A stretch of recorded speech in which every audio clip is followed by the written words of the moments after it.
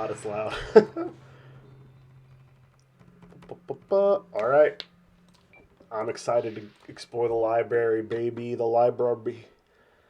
I realized I'm gonna have to go back to the tomb area eventually because there's a quest item I need there, but who care? Oh, I actually kind of want it to be loud. I want to hear the music.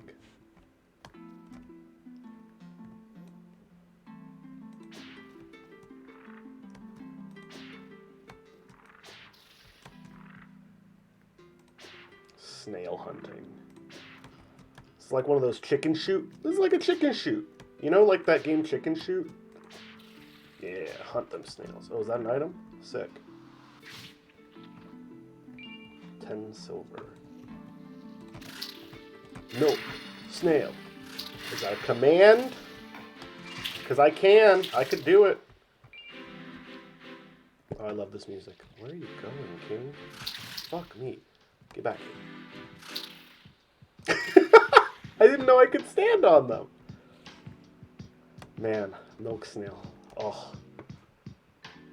Good music. There's like these little mini gardens and floating pages everywhere and milk snails. Oh. This is one of my new favorite video game locations, I think. Oh.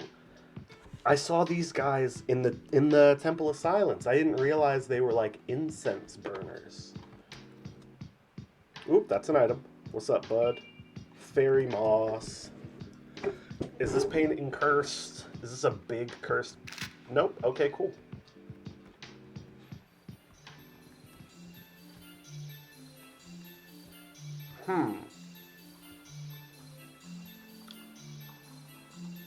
Well, the music isn't fun anymore. Oh, nope. Nope, here it is. Okay. I was prepared to be scared, but there was no need. It's dark. What the fuck is that thing? Oh my god, it's just a brain and a spine and a nervous system. That's nasty. Ugh. This area fucking rules.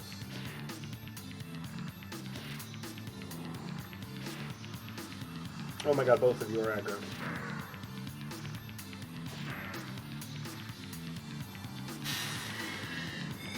Whoa!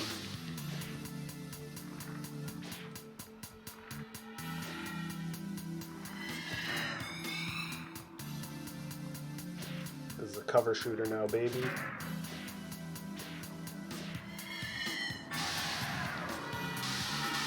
Oh my god, okay. Woo!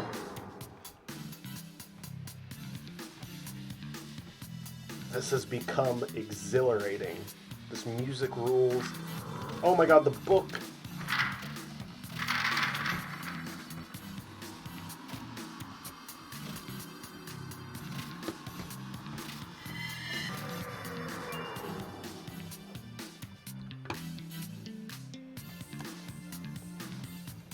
What happened? How'd that get warped the way it did?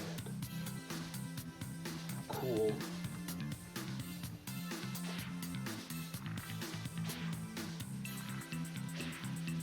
Yeah, that's right. Yeah. This crossbow is powerful as anything. Ugh. And this music is so good. And I'm in a library. I'm having a great time, everybody.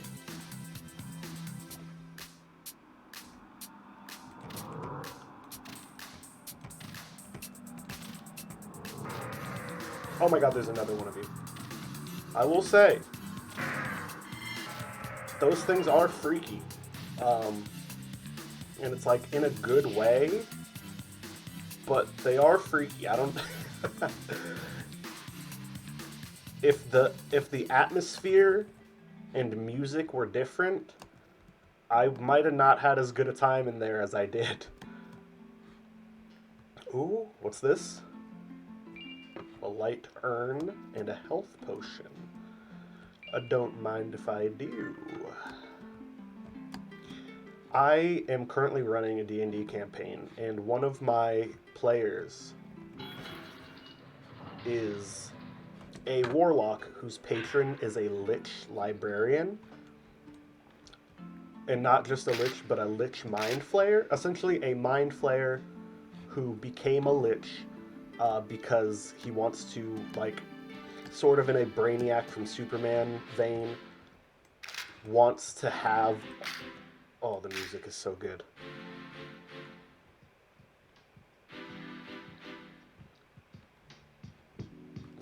Wants to have all the knowledge in the universe. You know, wants a copy of every book, wants the only copy of every book, wants to be the sole owner of knowledge. So this warlock, his like relationship with his patron is he needs to be constantly providing rare books or knowledge not contained in any book to keep his power. And if he ever fails, not only will he lose his power, but he will be transformed into an undead servant for this mind flayer to just, you know, continue collecting books and stuff forever. Oh, love that level design. Looping level design, baby. That's Dark Souls. Can I level up? Cool. Just get some more strength. Save while I'm here. And so right now the party has left this city because this theocratic monarchy, holy kingdom, is doing some really nasty shit to the indigenous people of this magic forest. And they've fully abandoned the city to like ally themselves with the resistance of the native people. And he has been talking with this like lore keeper for the people that they're with. And I'm sort of trying to set it up for him to become her apprentice, because he isn't like... He previously retrieved knowledge for his patron because he he was like a live-in researcher at the city's magic academy. So he would like, the further he progressed into the academy, the more access he got. Another one of these. Wait a second.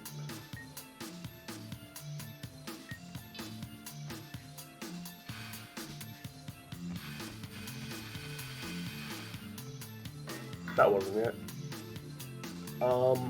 I didn't know I could cast shit that quickly. Is that... No. Okay, so I guess it's just weaker spells can be cast quicker. But now that they've, like... And he's the only one of the party who still lives in the city, because sometimes, you know, they need to have someone on the inside to tell them what's going on. But he has started collecting, like, the stories of these people who are called the Threadkin, and with consents, writing down some of them for his patron, because these people, like, one, it's just nice to have...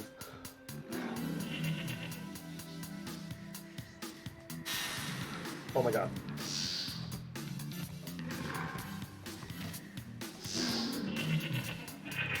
Oh my god. Whoa. Whoa.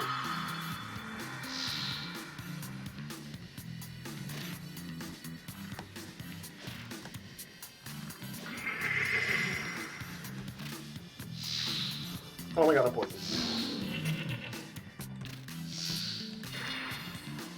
Okay, I cut the lion head off. Which, there we go. Cool. Alright, I don't have antitoxin, I don't think, so I'll just wait for it to go away. But this like lore keeper who has been keeping like the oral tradition is like happy that someone else will know these stories, because most of the people in the community are preoccupied with fighting their oppressors to be learning stories. And she's like, which is fair, you know, they're fighting to protect our right to even have these stories. So she's not like pressuring anyone to become her successor, but she would like one. So as long as this warlock is learning this fisheye lens ass stuff, even if he's writing them down, he's not like going into the city. That's I can sit. I like that a lot. That's a nice touch. It's not like he's going into the land of their oppressors to like give these stories to them. He's using it to appease a crazy lich so that he can continue to use the magic that is like he's actively using to help them. So they're letting him write the stories down. But I am planning... Ooh! Yes! Earth Elixir, one of the best items.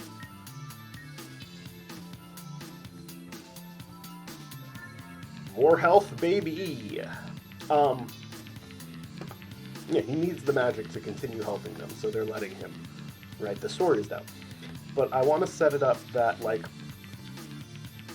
I have been planning for a long time for one of the dungeons in this campaign to be the library of his patron, because he's called the Dread Librarian, which was a cool name that my player came up with.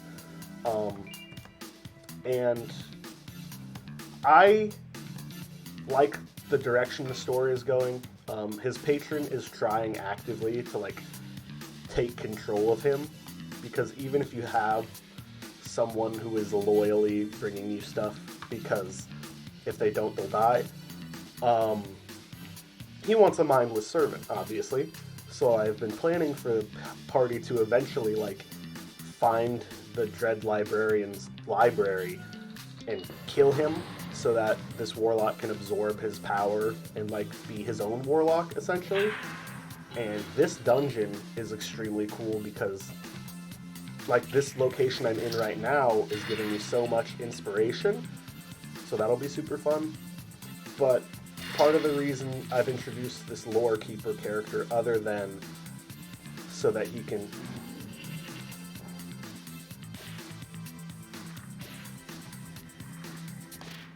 oh my god, I can't move. I can't move. Okay, cool. Can I target the goat head? Is it worth it to target the goat head?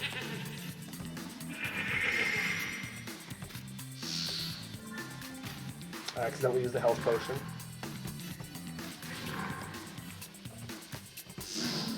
Yes! Awesome. Okay, so that is so cool that I can target the specific heads of this chimera to like limit the attacks it can use. God, I love this game. But so yeah, part of the reason that I've included this lore keeper character is so that once he has defeated his patron and like been freed. Have I been here already? Isn't this... Yeah, this is where I jumped down from. Okay, interesting.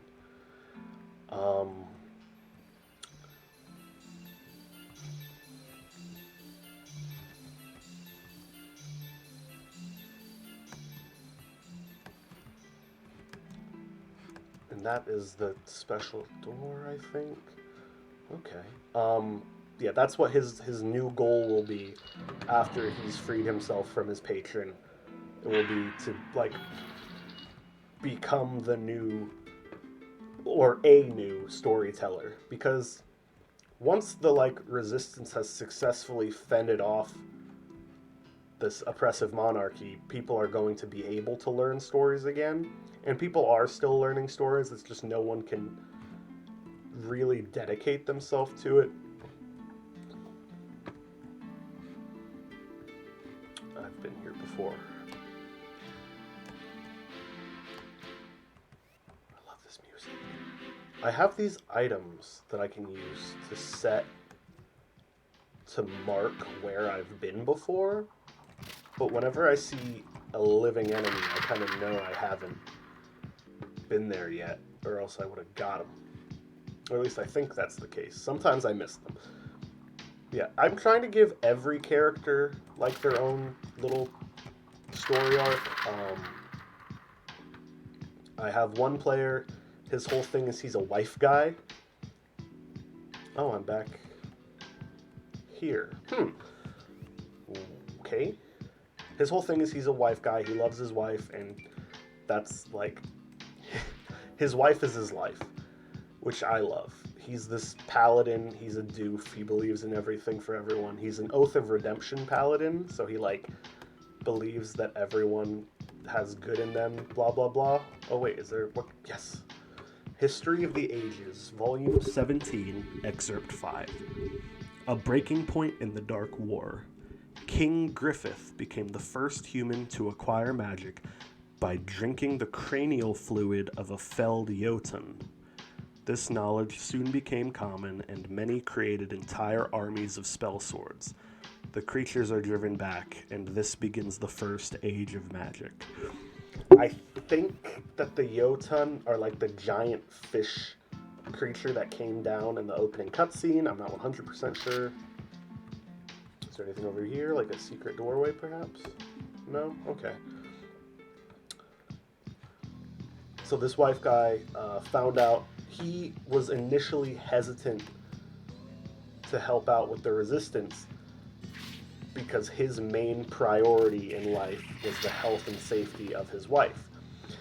And I did a little tricksy doodle on him by making it so his wife was actually, because she was the daughter of a noble family, using her funds to like smuggle like goods and resources and money out of the city and into the Hollows, which is where the Threadkin, like it's their ancestral homeland. So she was disowned by her family and sort of started being not so subtly monitored by the city itself, but wasn't super punished because of her like noble background. But so this player was kind of like, well, my wife's in on it, and I'm already like half in. Hey, bud. Daedalus, like from Greece.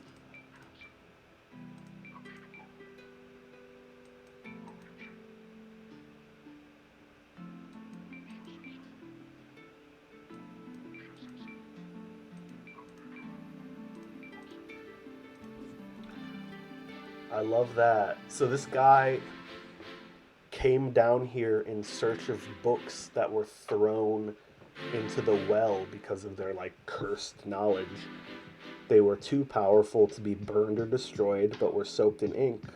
But he wears a blindfold so he can like read the pen scratches like Braille. Ugh, what a good game. What a good game!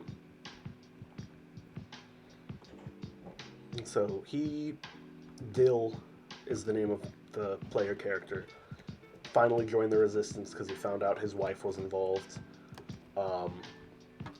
And now he is like debating if any of the other Knights of the Kingdom, because he was technically just a city guardsman, but when you become a city guardsman, you get knighted in this world.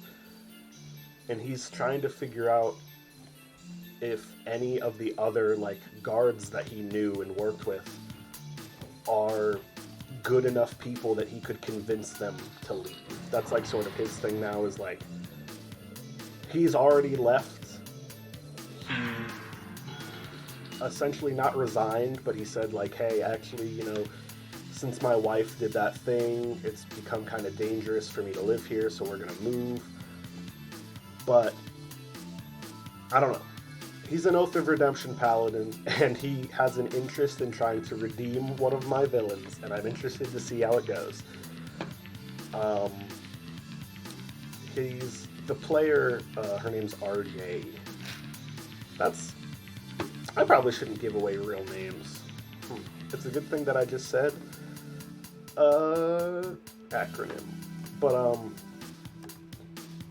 they have described they've described their their character Dale as like young Dev Patel. Like if Dev Patel in Slumdog Millionaire hadn't gotten super handsome when he grew up, which I find hilarious. Ooh, cool item, yes. Yes. What do you got for me? Light reveal. What could that possibly mean? Esotericism.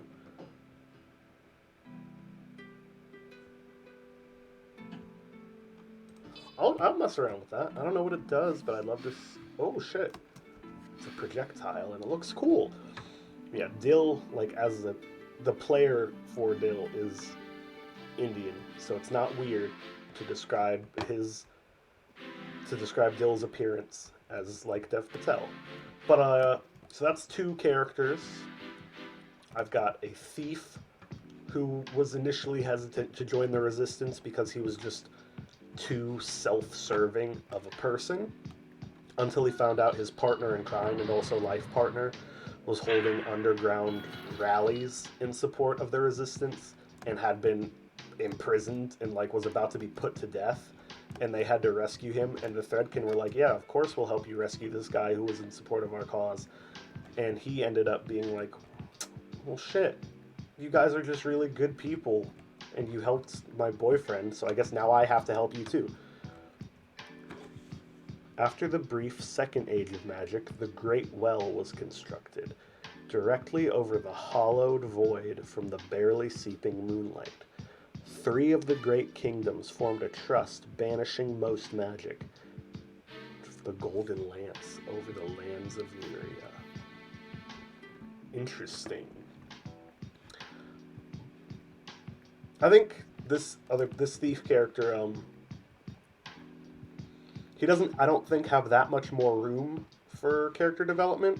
I threw the one thing he truly cared about, his boyfriend, into a prison to be beheaded, and he led a prison break-in to free him. It went back, that's when you've got self-serving characters and you get that out of them, it almost feels selfish to try to push them further. And then we have perhaps my favorite PC, because of how I love world building. Like, I love the world building of this game, but I also love to do world building. Is do world building correct to say? I don't know.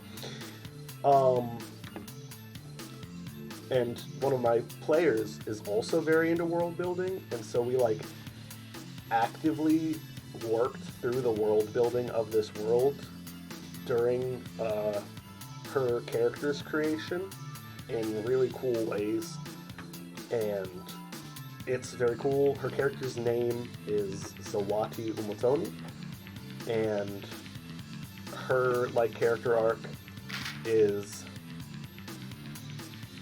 she was sort of not the family disappointment, but also not the golden child, and left the city to be just like a wandering druid, and eventually came across the Threadkin and was like, you guys seem really cool and I'd love to integrate into your community. And they were like, yeah, of course. We love kind people who like nature. Read? Did that say read? Where's a book?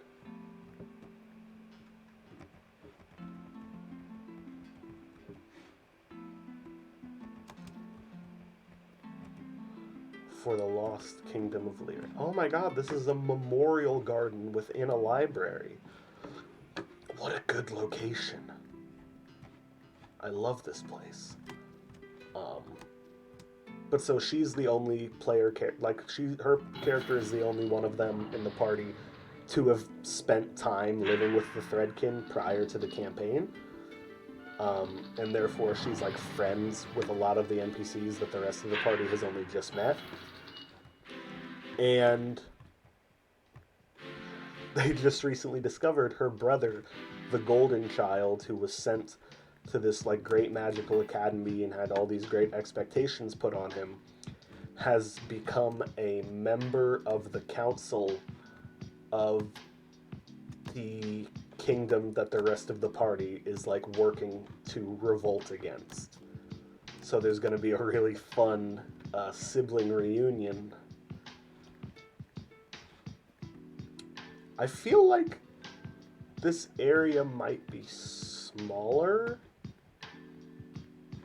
than, or maybe it's just not confusing to navigate, or maybe it's extra confusing to navigate because I feel like I've done everything and I've explored this place for a total of 25 minutes. So let me see if the Forbidden Archives has a map. Guide. There's no guide. There's some lore I missed. Data list is found here.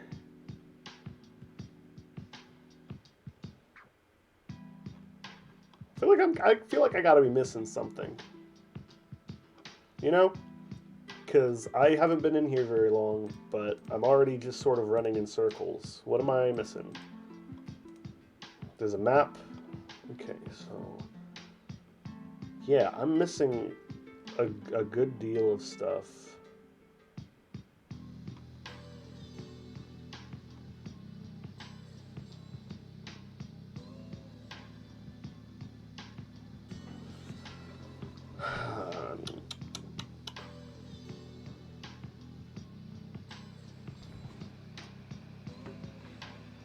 So at the crystal, if I'm facing this way, take a left,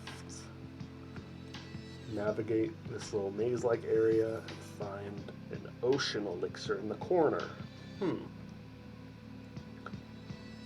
Yeah, I love sibling drama. I love that there is a PC who is already involved with my side characters and doesn't have to meet them. What am I missing? Because I haven't... I see it. Okay.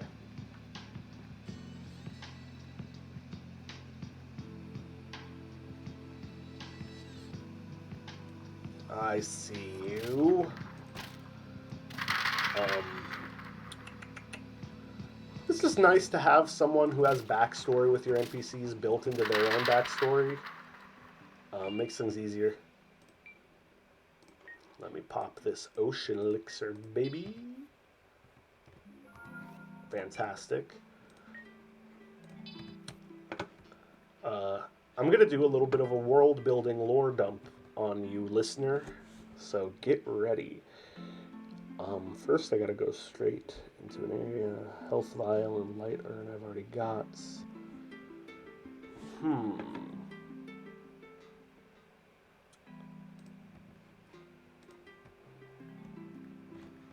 Sometimes I'll be playing this game and I'll look at a map and it's like, how could I have possibly missed as much as I did, you know?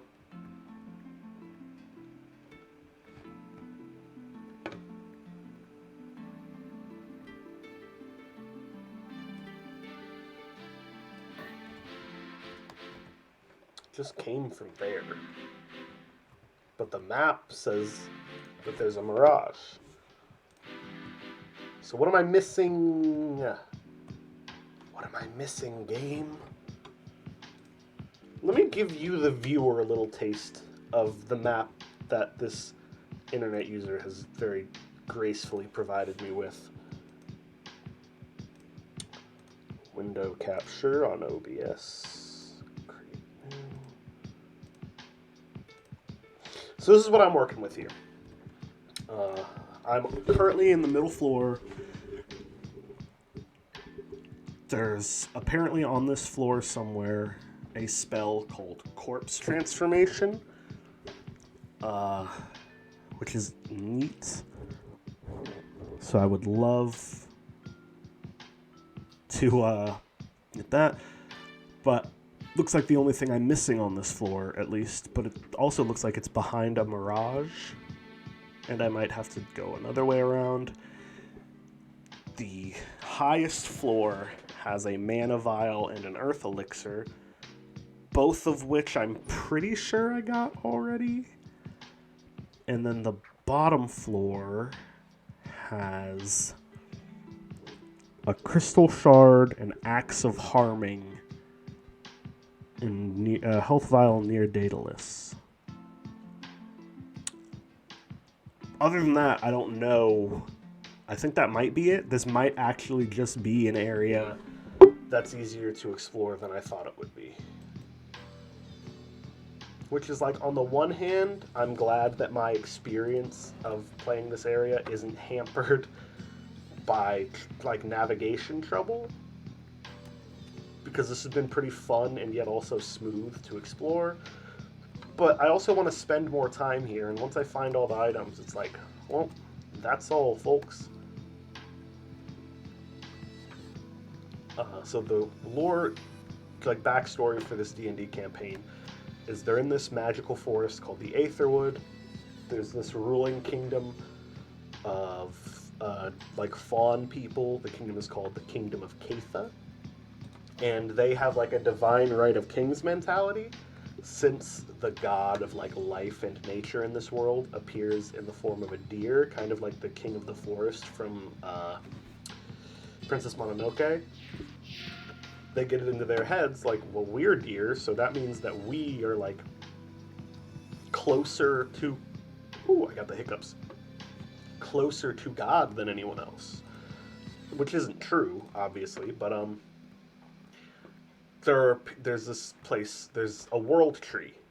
Now, this world has multiple world trees, every continent has one, but they, because of their like divine right of kings mentality, feel a sense of entitlement to the world tree, so they go to the people who are already living at the base of the world tree in like small villages, and they drive them out in this brutal conflict called the War of Hours.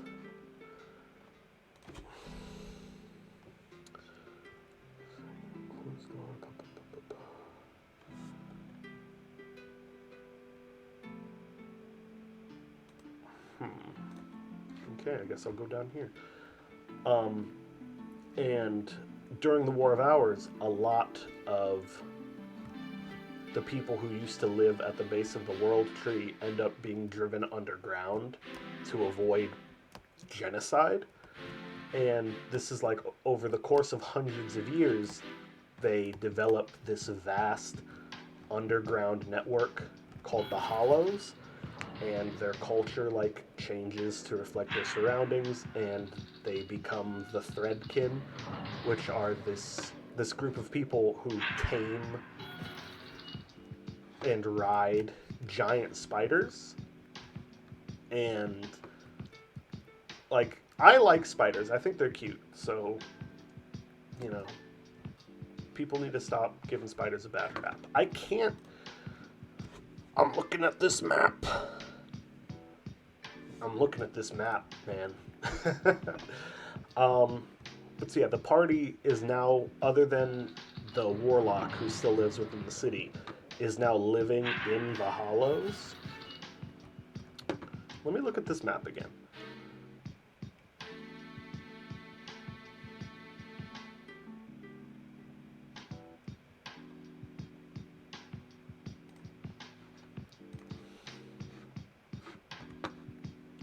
I feel like I'm missing something. I would love to get the corpse transformation spell. Wow.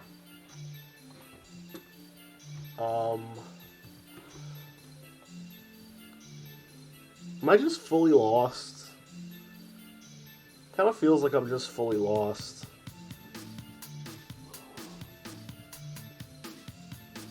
Like, what? I don't even know what the map is weird. It makes it seem like I'm still on the second floor, but I don't think that's true at all, because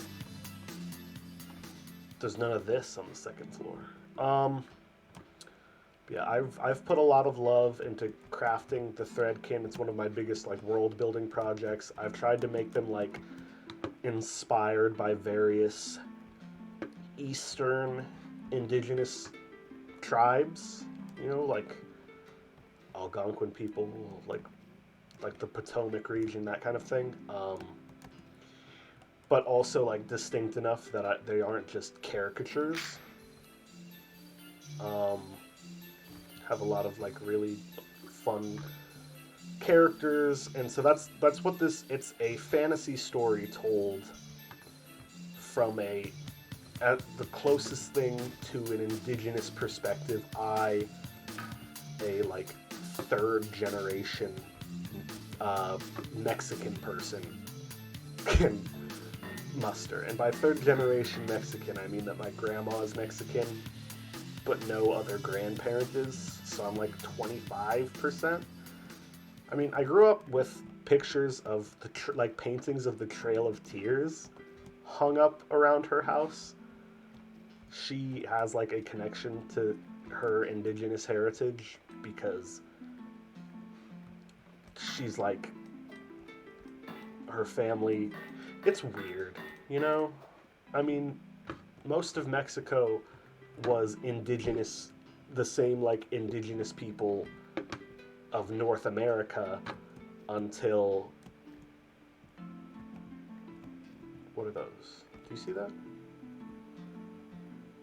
Until South American like empires were driven north by Spanish colonists, and then those South American empires colonized the indigenous people and created a new subculture that colonizers then came and subjugated again.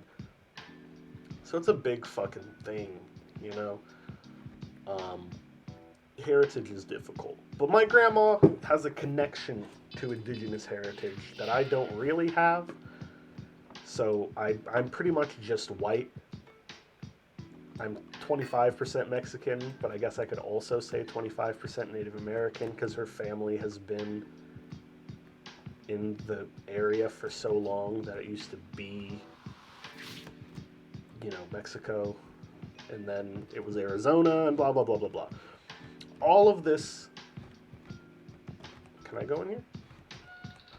All of this to say I am not an expert on Native culture, obviously. And, can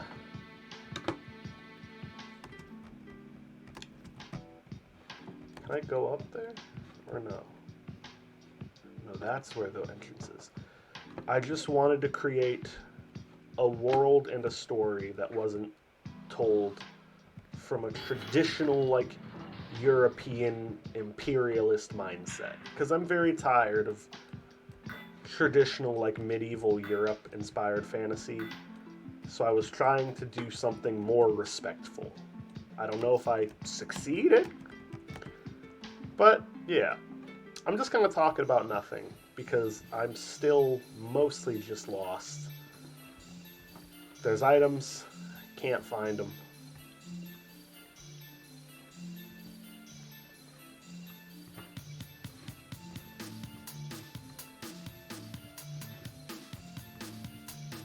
I haven't gone down the snail hallway in a little while.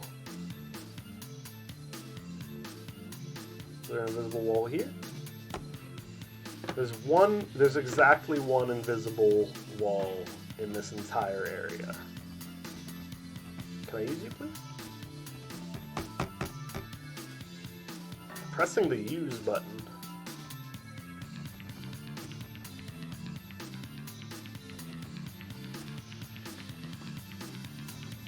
Why isn't it letting me... What the fuck is the use button? Did I do something wrong?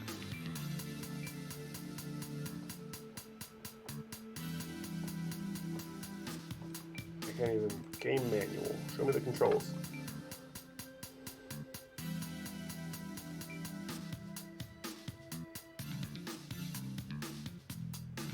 Yeah, E is interact. What am I doing wrong? I'm pressing E.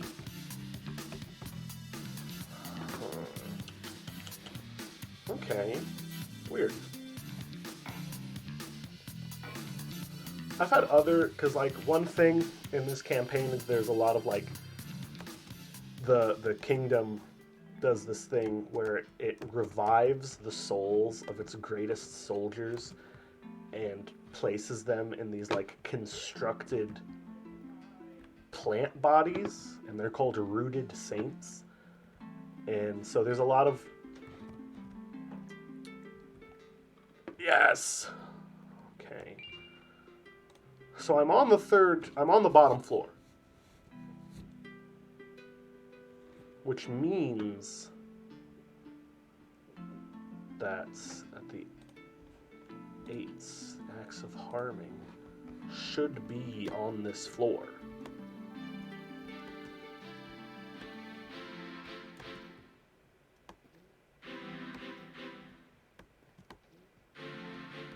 What is up with this swirly tree? Acts of harming. Place the middle of your crosshair inside the circled branch of the palm tree for 20 seconds. Okay. It's been fun coming up. I love homebrew. You know, as a world builder, a lot of existing D&D monsters don't really fit the mold. For me, they don't really fit the worlds I make, so there's like these new plant creatures that can do various spell casting. There's a new status condition called Bleed that I'm trying to like play test in this campaign. The way it works is essentially you accrue levels of bleed in the same way you get levels of exhaustion, where the higher level of bleed you have, the more damage you take per turn. But also, every turn, the level of bleed goes down by 1. So it's like decreasing stacks, like in a fucking like in Slay the Spire. It's like poison in Slay the Spire. And some attacks will add like 1 level of bleed, so on your next turn you take damage but it goes away. Some will add higher levels, so you keep taking damage. And a lot of these plant enemies, you know, they're being created by a city called Roseway, so there's a lot of thorn imagery. It's been 20 seconds.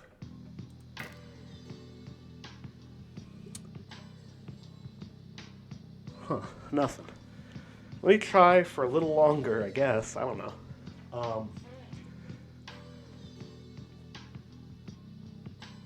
They just had to, the kingdom created this, like, genetically engineered magical spore that would infect the spider companions of Threadkin people and cause them to mutate and become aggressive, and the party had to, like, put some of them down. It was rough fighting big mutant spiders that used to be someone's, like, mounts.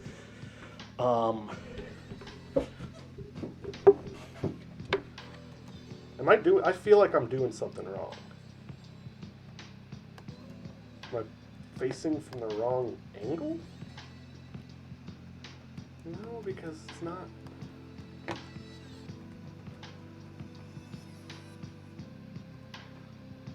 Read the instructions again. Place the middle of your crosshair inside the circled branch of the palm tree for 20 seconds until a message appears. Lunacid, acts of harming. I'm going to watch someone do it on YouTube. Thank you, user JacobCH.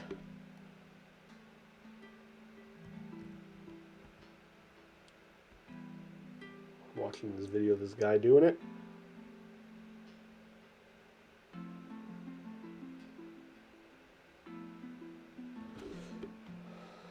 Huh.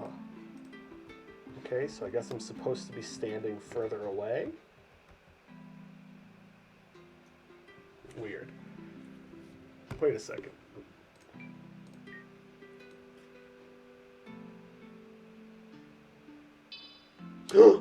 That's the message. That's the message. It happened. It worked. Okay. Where is it? Acts of harming.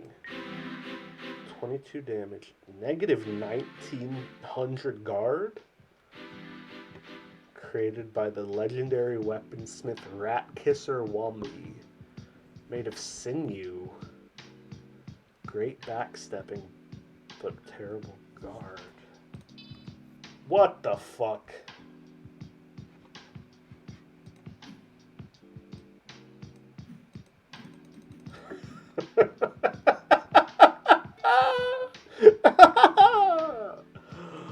Whoa, baby.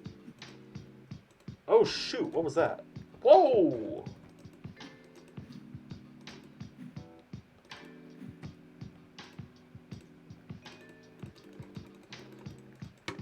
Oh my god, I can wave dash with this thing. Oh my gosh. That's actually cool. I thought it was a joke weapon for a second, and it kind of is unusable because it's facing me and I can't see anything.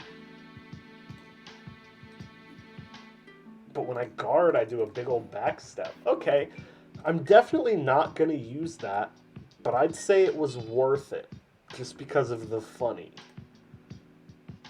All right, baby. That was fun. I'm glad I did that.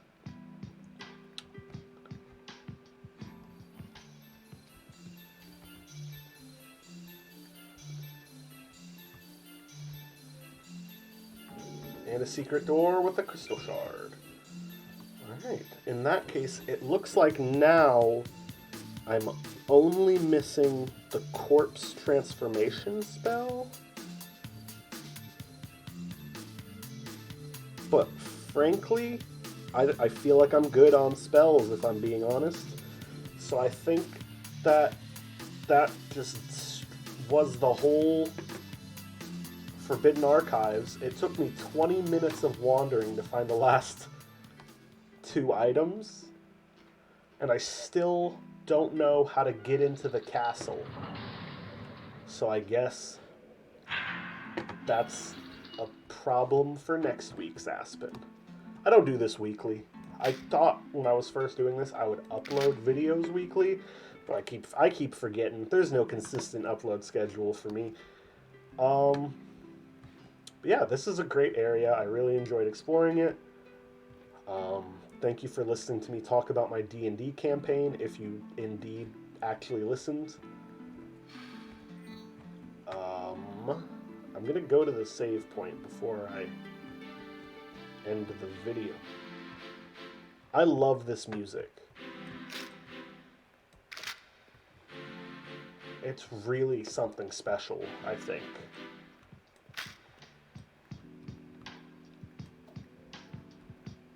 Maybe it's a little non-traditional for a fantasy exploration setting, but I really like it. And I think this whole game has a really unique vibe with the cutesy anime girls and the just truly horrifying horse heads and mummies with no faces and stuff. So, that music adding to the weird, unique atmosphere is a plus for me. What's up? Hey, Clive. No, I'd love to hear it, though. Maybe it was 80. This assassin. Oh, wait, I actually did read this.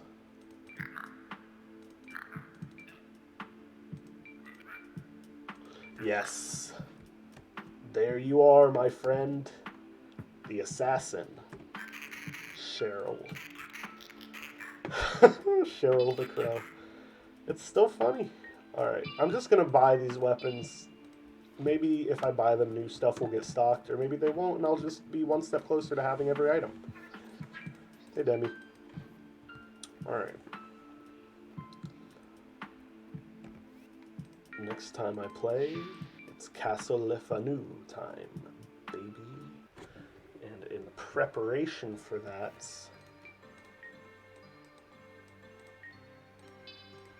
Wait, Dark Skull?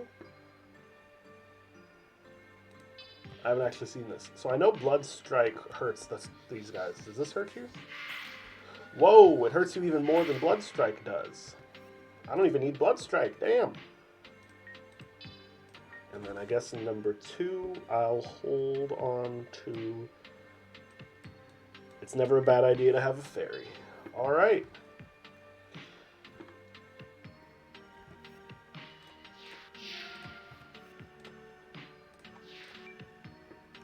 Music for the castle is also extremely good.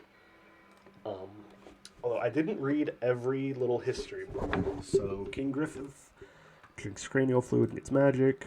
Of all the kingdoms, Lyria embraced magic the most. If the tales can be trusted, Illyrian caused the crying moon.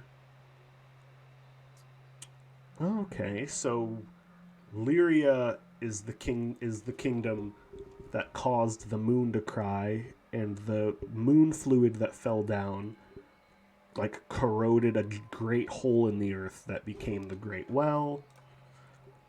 The first age of magic ended while the moonlight continued to fall, carving its way into the earth. And after a series of corrupt rulers and mages, mankind grew to distrust magic. They began sending them back to Lyria by throwing them into the cascading silver liquid. And then the Great Well is constructed. The remaining kingdoms ban magic. The Golden Lance is the name of the new feudal alliance. The Golden Lance ruled for several generations until it was found that they harbored and practiced forbidden magics. The outrage resulted in a long civil war, eventually seeing an end to their rule and sparking the Crusades. Interesting. Interesting world. I still don't know what to do with these fucking VHS tapes. But next time, I'm going to explore the castle, and maybe I'll go back into the tombs for a book to give to Daedalus if I feel like getting a new spell. Maybe not, though. Yeah, so if you sat through and watched me play this game for 50 minutes, thank you very much. Make good choices and treat each other kindly.